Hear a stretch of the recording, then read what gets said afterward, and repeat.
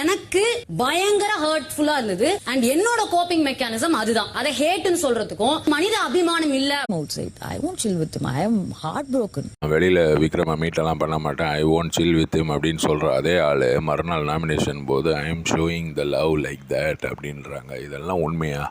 நாங்கெல்லாம் என்ன பைத்தியக்காரங்களா பார்த்துன்னுக்கிறவங்க? அப்போ நீ எவ்வளவு கேள்விப்படுத்திருக்க. நான் உங்களுக்கு அவமானம் ஆயிடுச்சுன்றீங்க, எங்களுக்கு தானுங்க அவமானமா இருக்குது. அந்த பிக் பாஸ் ஏன் தான் உங்களை மாதிரி ஆளெல்லாம் உள்ள சேர்த்தான்ட்டு. எனக்கு அகேன்ஸ்டா இருக்காங்க அப்படின்னா ஒரே ஒரு ஆள் தான், பிக் பாஸ் தான். இவ்வளோ ஒரு மூளைக்காரி இந்த தமிழ்நாட்டில் இல்லை, இந்தியாவிலேயே கிடையாதுங்க. இவ்வளோ ஒரு மூளைப்பா. பட் நான் நிறைய இடத்துல டவுன் ஆயிருக்கேன். என்னை டவுன் ஆக்குனது இந்த வீட்டில் இருக்கிற ஆளுங்களை விட அதிகமா நீங்க. என் விருப்பம் அந்த நாள்ல இருந்தே பிக் பாஸ் மேலேயே ஒரு கண்ணு இந்த பொண்ணுக்கு. அப்படியே அவர்கிட்ட குழையிறது தான் வேலை. மாயாவும் ஒரு ரீசன் தெரியும். இந்த மாயா, பூர்ணிமா, விசித்திரெல்லாம் ஒரே ஸ்கூலுக்கு போனாங்க போகுது. எப்படிதான் இப்படியெல்லாம் அண்டா புழுகு ஒரு எக்ஸ்பிளனேஷன் கொடுக்குறாங்களோ யாருமே யோசிக்காத மாதிரி இவங்க யோசிப்பாங்க. ஏன்னா இவங்க தான் சோர்ஸ்.